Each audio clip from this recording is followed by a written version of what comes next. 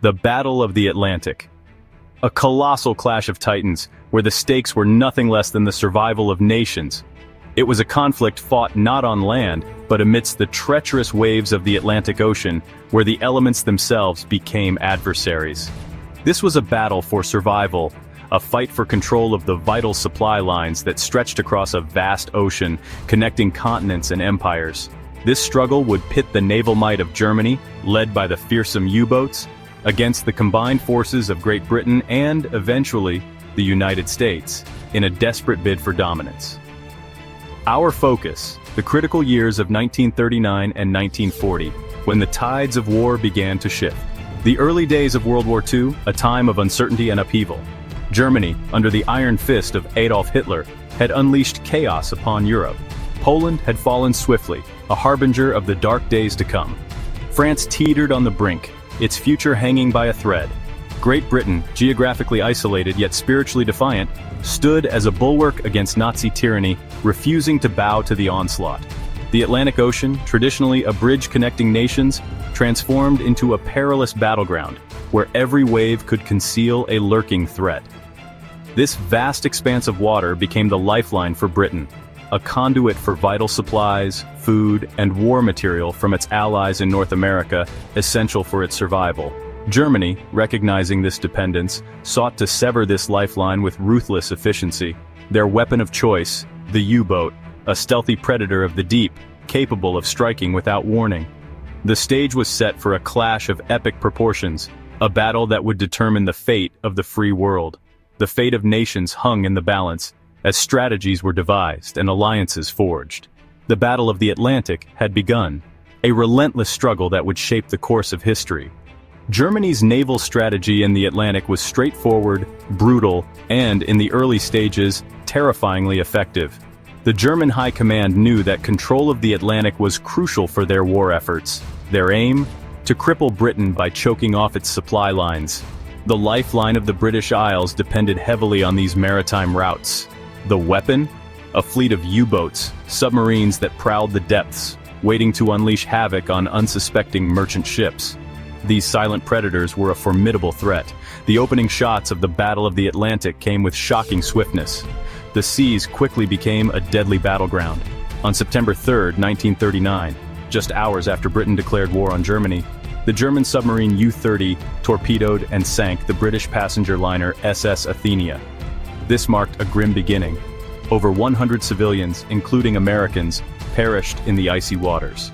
The loss of innocent lives was a stark reminder of the war's brutality. The world watched in horror.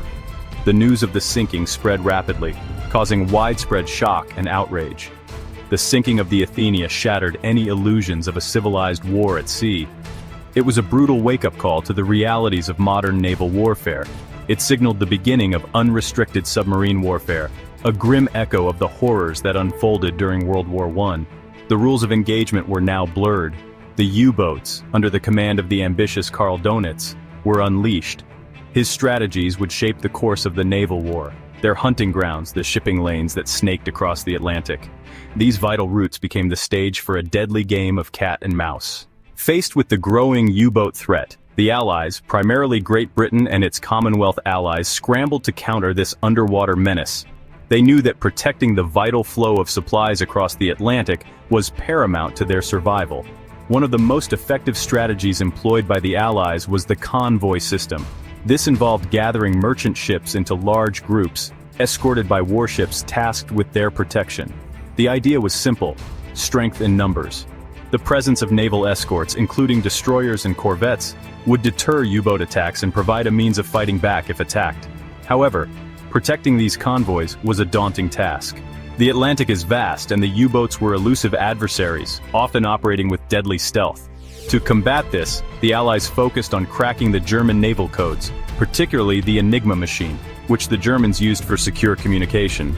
Breaking these codes would provide invaluable intelligence about U-boat movements and planned attacks. The Battle of the Atlantic was more than just a clash of ships. It was a technological arms race, a relentless back and forth between adversaries seeking any advantage in this deadly game of cat and mouse. The Germans, for their part, continually improved their U-boats. Newer models boasted longer ranges, improved torpedoes, and better underwater capabilities. They also developed innovative tactics, such as the Wolfpack strategy, where multiple submarines would coordinate attacks on convoys, overwhelming their escorts with deadly efficiency. The Allies, however, were not standing still. They developed new radar technologies that helped detect surfaced U-boats, even in poor visibility. Sonar, which used sound waves to locate submerged submarines, also improved. Depth charges, dropped from escort ships, became more effective in damaging and sinking U-boats. This technological tit-for-tat played out over the vast canvas of the Atlantic, with each new innovation shifting the balance of power, even if momentarily. Section 5. Life and Death on the Atlantic, Sailors, Submariners, and the Perilous Sea. The Battle of the Atlantic was more than just statistics on a map. It was a brutal, unforgiving struggle fought by ordinary men on both sides, men who faced unimaginable hardship and terror on a daily basis. For the Allied sailors aboard the merchant ships, the threat of attack was ever present. Convoy duty meant weeks of nerve-wracking tension, knowing that at any moment, a torpedo could shatter their world. The North Atlantic, especially in winter, was a cruel and unforgiving place, with storms, freezing temperatures, and the constant threat of hypothermia adding to their misery. Life aboard the German U-boats was no less challenging. These steel coffins, crammed with men and machinery, offered a claustrophobic and perilous existence.